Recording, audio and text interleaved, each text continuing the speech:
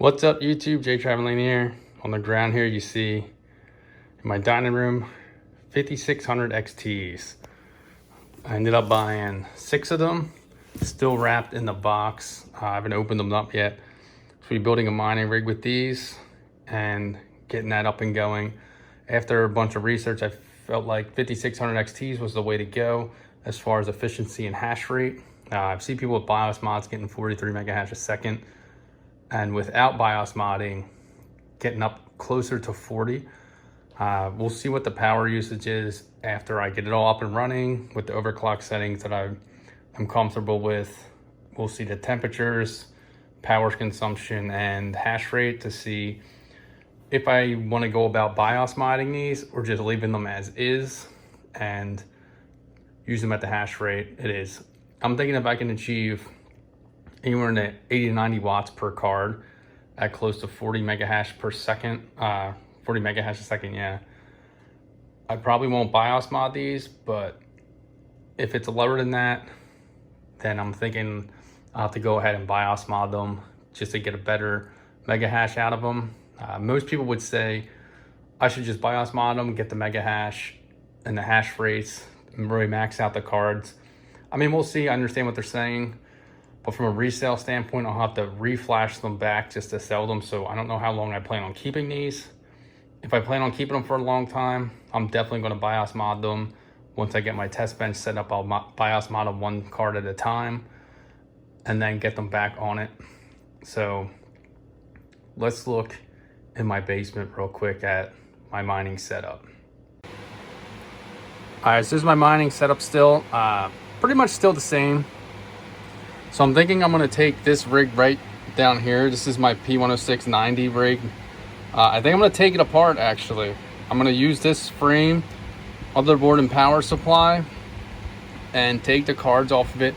It's not very profitable for me at all. I'm maybe making pennies a day on it. And I'm going to take it apart and put my 5600 XTs on it. So I'm going to go ahead and do that in a second here. One, I know this rig, the motherboard, power supply, and risers are all 100% working condition. I do have more risers upstairs in my office. I keep a bunch in stock just in case one goes bad. But I'm going to use this one. I'm going to keep these graphics cards though and possibly build another wood mining frame to put them on, because I do have another one of these H81 Pro BTC motherboards. I do have another one upstairs on my shelf ready to be used, but it's really not, this rig's really not doing it for me right now. I'd much rather have a more efficient rig that's running similar power consumptions that's going to make me more money. This P104 rig I've been tweaking. I'll make a video about it, just trying to tweak some of the settings, get it more profitable. And then, as you guys all know, my P100 rig, this is P106 100 rig, still mining Ethereum, doing pretty decent. So I'm gonna go ahead and take this one apart off camera and get my 5600 XTs on it, and then I'll show you guys it on and running. So as you can see from the side, they're all just P106 90s. I'm gonna take them off of this one. All right, so it's all together now. A couple of things that I didn't take into consideration was this needed, well, they all needed dual 8-pin power connectors, and this one only had one 6-pin on it, but I had another cable line around, so I swapped it out. I know these ones are actually a tiny bit thicker. It could just be the sleeving, I'm not sure, but this one was for my 1000 watt power supply, so it's still the same. And then the power cord was a little hard because these stuck back a lot further. As you can see, are a lot closer to the fans. So I had to unmount my power supply. You can see the screws just sitting here. And then it's kind of just loose down here. I can't get it to mount to here because if you look closely down here, my mullet connector comes off the side of the motherboard. So if I slide it over too much, it just gets in the way. And if I pull it, try pulling it over, this graphics card won't get enough slack to connect. So it's kind of just going to sit there loose. I might see if I can just connect it somehow with just one screw in the meantime, but we'll see. So now you can see all my P10690s on the ground, all my trash. This was the other just 6-pin, and then all the boxes just sitting there.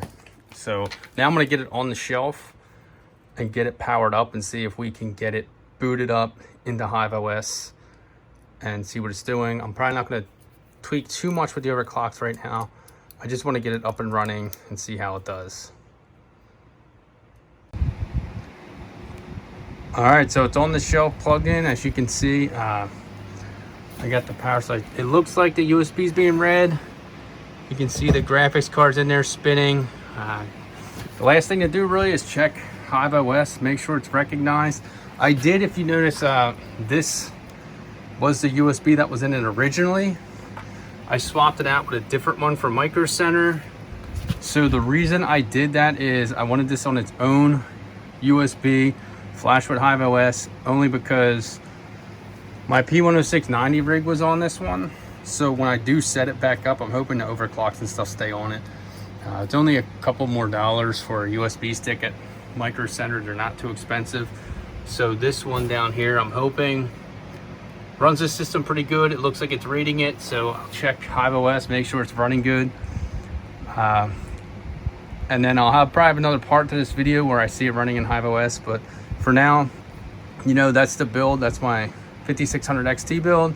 Check out the future videos to see how it's running, how it's hashing. Thanks for checking this video out. Make sure you hit that like button, hit that subscribe button.